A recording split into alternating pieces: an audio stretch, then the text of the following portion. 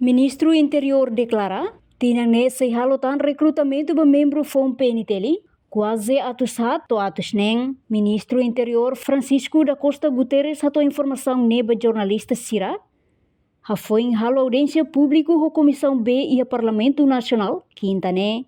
Minha parte seba apresenta assunto né e a Conselho Ministro Katak, se halotan recrutamento do membro FOM PNTL, nain atos hato atos neng, e a fulan julho tina né, tamba número nebe iha se menos tebes, não se mantém o critério nebe iha ona. E o que se recruta? Então, eu espero que o Conselho de Ministros se lhe com contribuição, curso para recrutar 400 ou 600. Ele vai critério, isso não faz não A parte mandou um critério, só ele não deve poder o tribunal bem constitucional ao sexto, mantém a própria critério geral da lei. Até lá, depois, independente, junho, então, alguns resultados.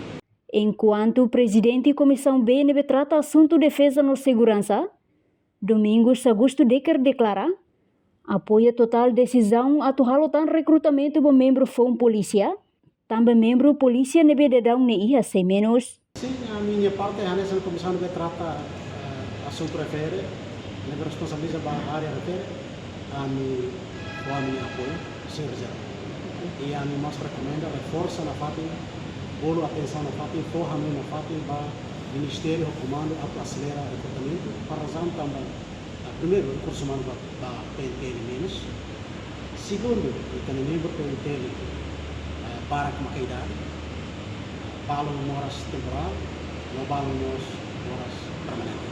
E a promoção não é marca o Ministério do Comando a toda a comissão e a futuro se realiza recrutamento de membro favorecido, mas vemos se a idade avançada, a cara que apoio tem que avançar para Além de né, ia tinha né total membro PNTL nebe ser reforma obrigatório, hamoto kato sida racing. Reportagem Fifanya de Carvalho, Televisão Timor Post.